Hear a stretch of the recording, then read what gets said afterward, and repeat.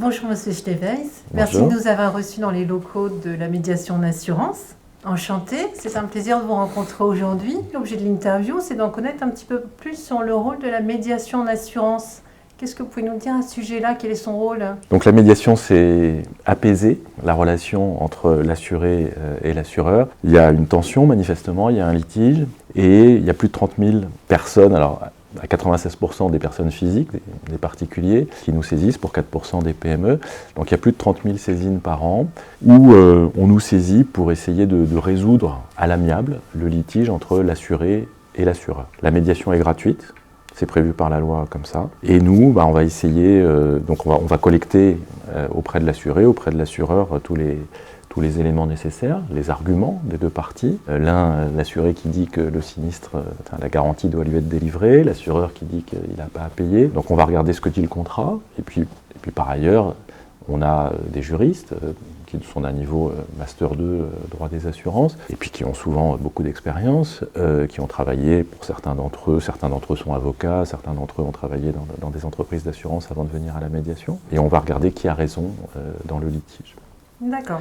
Donc on est une médiation par l'expertise. On n'est pas une médiation par le rapprochement des points de vue. On est 80 personnes à la médiation, on n'a pas le temps de recevoir les gens dans une salle, de les mettre autour d'une table, et puis de dire allez que chacun fasse un pas vers l'autre et on va essayer de rapprocher les points de vue. Parfois, certains utilisent le terme de médiation dans cette optique et c'est tout à fait respectable. Mais ici, on est régi par une directive européenne, par la loi, donc on est une médiation de la consommation et c'est une médiation par l'expertise qui suit une procédure écrite. Est-ce que l'avis que vous émettez s'impose à l'assuré ou à l'assureur? Non, je ne suis pas un juge, avec ses avantages et ses inconvénients. L'inconvénient, c'est qu'effectivement, nos positions ne s'imposent pas. Cela étant, on est suivi à 99,7% par les assureurs et les courtiers. Donc quand on donne raison à l'assuré, on est quasi systématiquement suivi par l'assureur, qui accepte notre position et qui accepte donc de délivrer la garantie en tout ou en partie en fonction de ce que nous avons recommandé. L'avantage de cette position de médiation par rapport au juge, c'est que le code de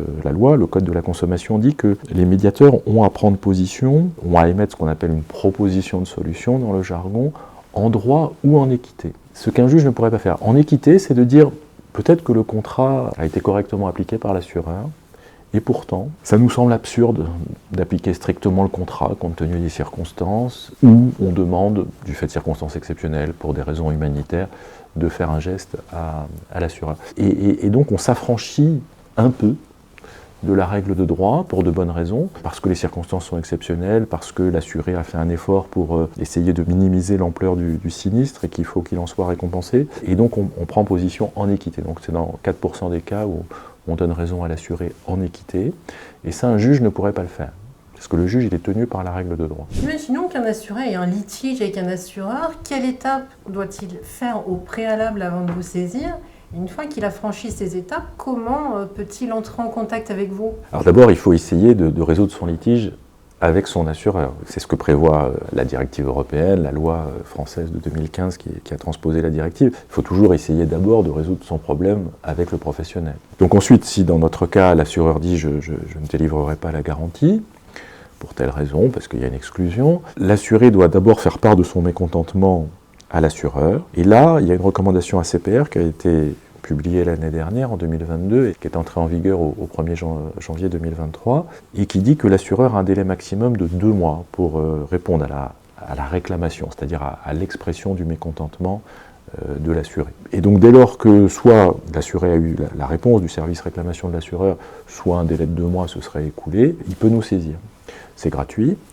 Et il peut nous saisir par Internet. Un peu plus de 55% des cas, on est saisi par Internet, sur notre site Internet, médiation-assurance.org. Puis sinon, par papier. Nous, on préfère de loin les saisines par Internet parce que ça nous permet vraiment de qualifier, de vérifier que l'assureur est bien adhérent chez nous, de qualifier la nature du litige. Donc on encourage les gens à nous saisir par Internet.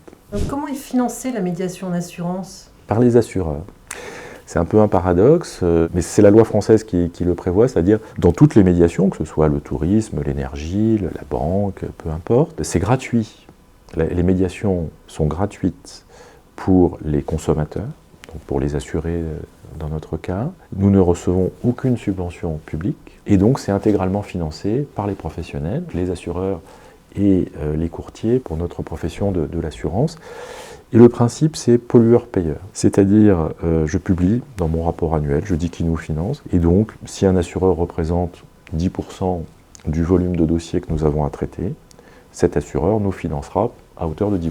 Le budget de la médiation, il est d'un peu plus de 10 millions d'euros et nous sommes 80 personnes. Alors Arnaud, sur une année, combien de dossiers traitez-vous et est-ce qu'on voit un accroissement du nombre de litiges que vous traitez chaque année? Oui, alors en 2023, on a eu une très forte augmentation du volume de saisines, sans doute liée à la mise en œuvre de cette recommandation de la CPR entrée en vigueur au 1er janvier 2023. Nous avons plus de 30 000 saisines par an, donc plus de 30 000 saisines en 2023. En début 2020, quand j'ai pris mes fonctions, nous étions sur un rythme de 15 000 saisines par an. Donc un doublement du volume de saisines en un peu plus de 3 ans. Alors il y a eu le Covid, on a eu beaucoup de saisines liées à la crise sanitaire. Des gens qui disaient ma voiture a moins roulé, pourquoi est-ce que ma prime d'assurance auto ne diminue pas? Il y a eu les pertes d'exploitation des commerçants, des restaurateurs, puisque notre compétence a été étendue aux PME, qui représentent 4% du total de nos dossiers.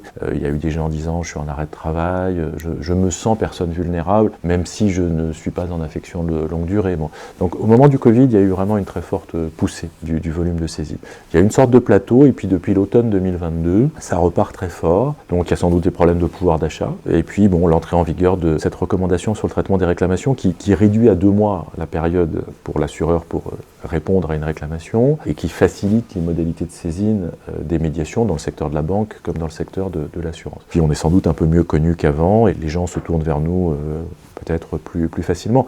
Dans le cadre de la nouvelle recommandation de la CPR, quand l'assureur dit qu'il ne délivrera pas sa garantie, il ne paiera pas le sinistre, il doit mieux souligner qu'avant que si l'assuré est mécontent de cette réponse, il peut se tourner vers la médiation dont voici les coordonnées. Donc ça a sans doute joué son rôle dans l'accroissement très fort du volume de saisines que nous recevons. Alors, si j'ai bien compris, en cas de sinistre, vous essayez de trouver des solutions pour apaiser les tensions entre l'assureur et l'assuré.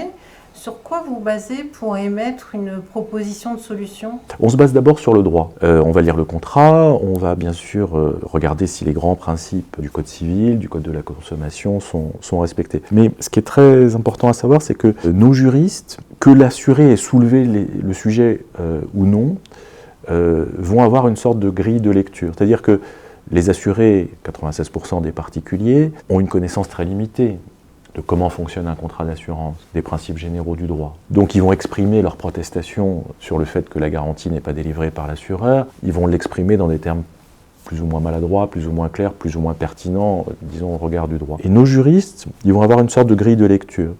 Ils vont se demander, est-ce qu'il y a doute ? Parce que le doute doit profiter à l'assuré. C'est ce que prévoit le Code de la consommation, le doute doit profiter au consommateur, c'est ce que prévoit aussi le Code civil.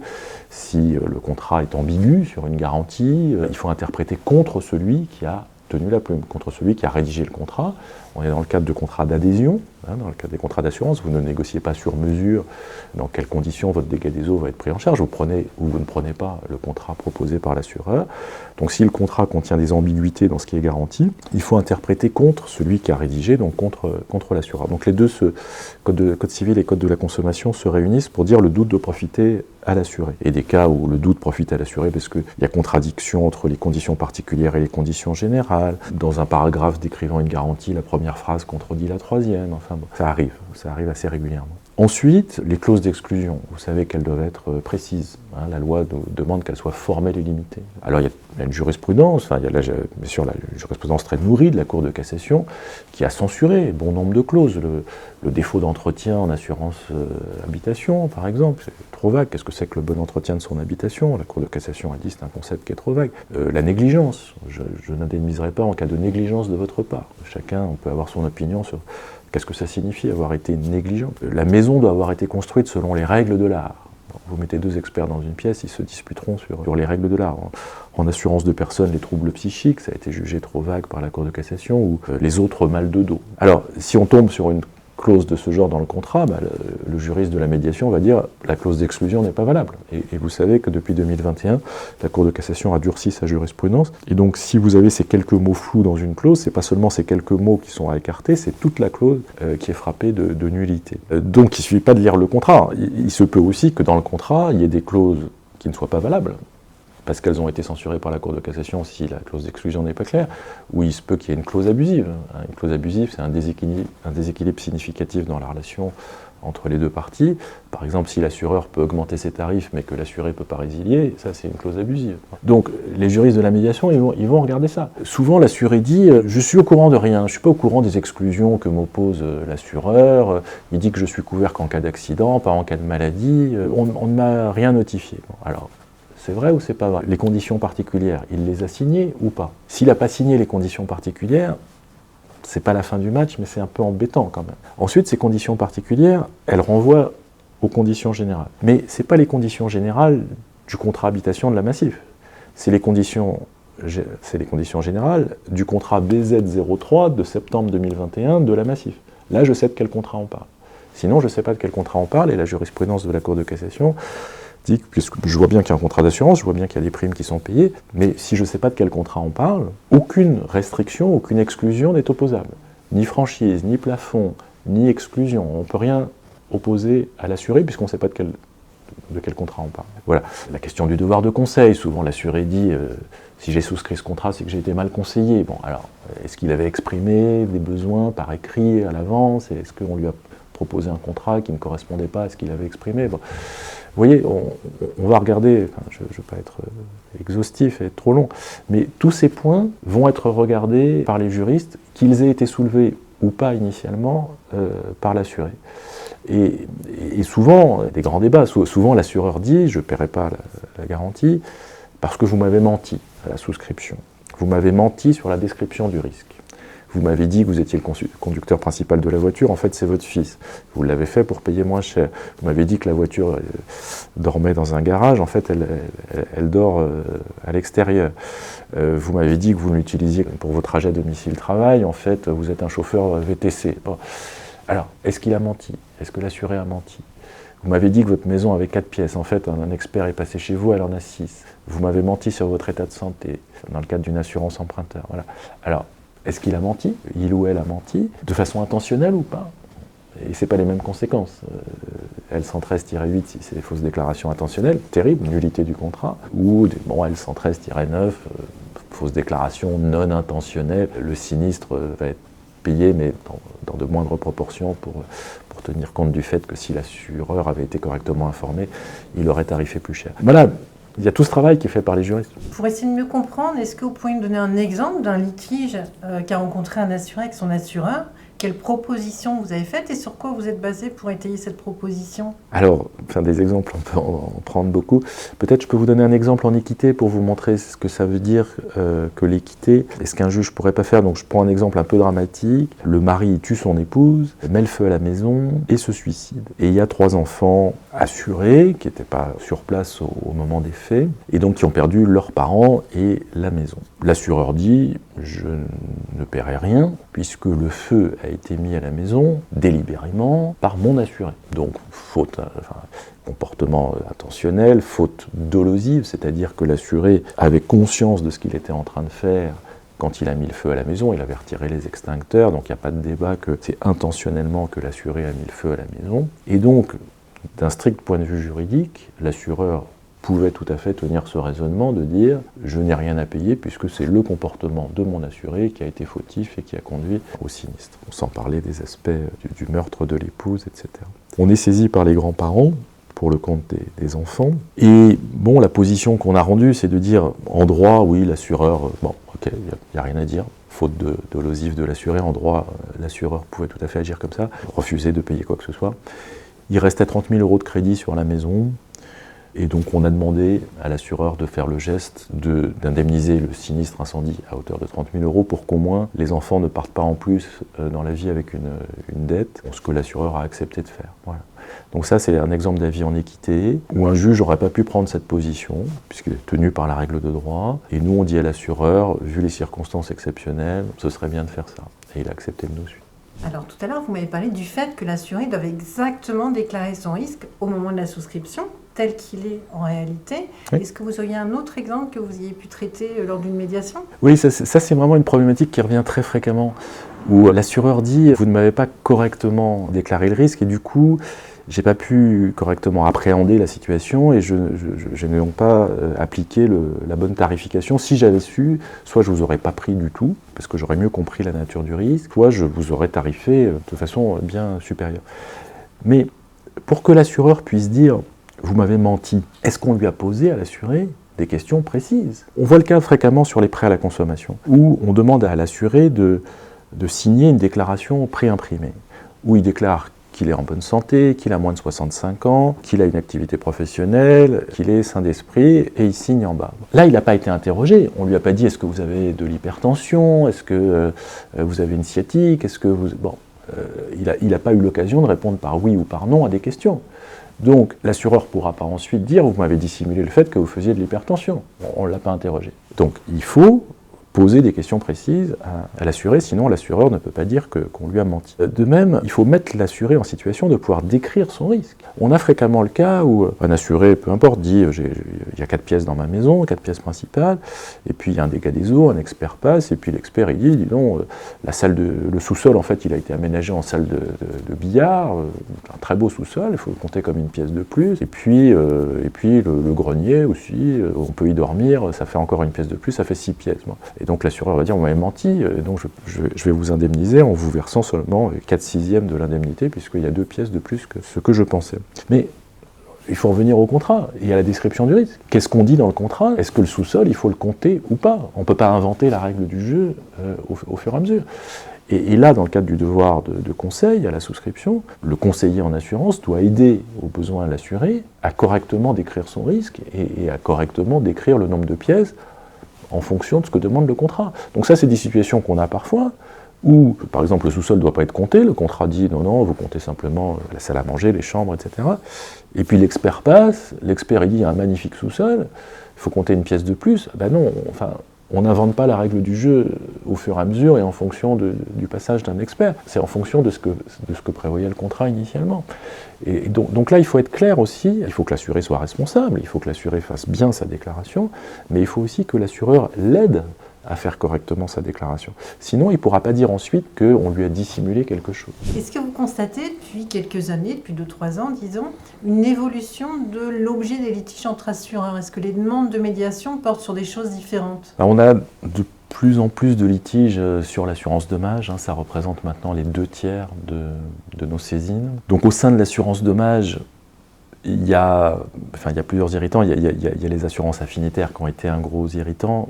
Assurance de téléphone portable, assurance annulation de voyage, assurance liée à la carte bancaire. J'espère que sur les assurances de téléphone portable, qui était vraiment un très grand sujet, j'espère que ça va aller mieux. Il y a eu 2 avis du comité consultatif du secteur financier en 2022 et 2023 pour améliorer l'information du consommateur, pour moraliser les pratiques commerciales. La CPR a frappé au printemps 2023, elle a retiré l'agrément de l'ASFAM, qui était l'un des acteurs les plus problématiques, avec vraiment des méthodes tout à fait déloyales et trompeuses. Donc j'espère qu'on va assainir sur ce type d'assurance et que ça servira aussi de coup de semonce pour les autres et qu'on va avoir maintenant des pratiques commerciales normales sur les assurances de téléphone portable. On peut noter aussi sur les assurances dommages, il y a de plus en plus de litiges qui sont liés aux catastrophes naturelles, enfin aux événements climatiques en général. Et au sein des événements climatiques, la sécheresse. Il y a de plus en plus de dossiers liés à la sécheresse, qui sont des dossiers frustrants puisque un expert est passé, il a été constaté et son constat est que, si ça arrive jusqu'à nous, c'est que la sécheresse n'est pas la cause déterminante des fissures de la maison, c'est qu'il y a aussi un défaut de construction et les racines d'un arbre qui ont sapé les fondations de la maison. Enfin, il peut y avoir donc plusieurs causes, si bien que même s'il y a eu un arrêté de catastrophe naturelle qui a reconnu pour, par exemple, l'été 2022, une sécheresse dans cette commune, l'expert considère que ce n'est pas la cause déterminante de ce qui est arrivé à cette maison. Pour finir, Arnaud, j'aimerais bien savoir comment on devient médiateur de l'assurance, quelles sont les compétences à avoir et comment on arrive à cette fonction-là? Je ne sais pas. Non, dans mon cas, j'ai été fonctionnaire dans une première vie, à Bercy, au ministère des Finances, à la direction du Trésor. J'ai été conseiller de Dominique Strauss-Kahn, de Christian Sauter, de Laurent Fabius, au moment du passage à l'euro notamment. Donc voilà, j'étais une carrière de haut fonctionnaire. Et il y a un moment, quand j'étais en cabinet ministériel, j'ai traité les tempêtes de décembre 1999 auprès du ministre, et les questions d'assurance m'ont beaucoup intéressé. Et quand j'ai terminé ma période de cabinet ministériel, je me suis dit que j'avais envie d'aller dans le secteur de l'assurance. Alors après, c'est des rencontres, c'est des hasards. Et Jacques Blondeau m'a proposé de rejoindre l'ASCOR, de devenir secrétaire général de l'ASCOR. Donc ça, c'était en 2001. Ensuite, je suis allé à la Matmut. Je suis devenu DG adjoint de la Matmut aux côtés de Daniel Avis, qui était le PDG de la Matmut. Et puis, les mutualistes ont décidé de fusionner avec les capitalistes, qui étaient dans la FFSA. Et donc, les deux ont fusionné dans la Fédération française de l'assurance, dont j'ai été DG avec Bernard Spitz comme président. Et puis voilà, 3 ans et demi plus tard, quand le poste de médiateur de l'assurance était disponible au début 2020, il y a pas mal de gens qui ont pensé pour moi en fait, et qui ont dit mais Arnaud, ce poste est fait pour toi. Alors sur le processus de nomination, je rendais compte à un conseil d'administration qui est présidé par Corinne Dromer, qui est la présidente du comité consultatif du secteur financier. Une fois que le conseil d'administration propose mon nom pour être médiateur, on est nommé, validé, et on peut être démis de ses fonctions par une commission indépendante qui s'appelle Commission d'évaluation et de contrôle de la médiation de la consommation. On passe un grand oral pour être validé, et puis j'ai un mandat de 3 ans qui a été renouvelé en début d'année. Je suis repassé devant la commission pour faire part de mon bilan, de mes projets. Et voilà, donc c'est un processus qui est très cadré. Voilà. Écoutez, merci de nous avoir consacré du temps, d'avoir répondu à toutes ces questions. C'est vrai que c'était fort intéressant de comprendre un petit peu plus l'objet de la médiation, sur quoi ça pouvait porter et les conséquences que ça pouvait avoir. Peut-être une prochaine fois. Avec plaisir. Merci. Merci à eux.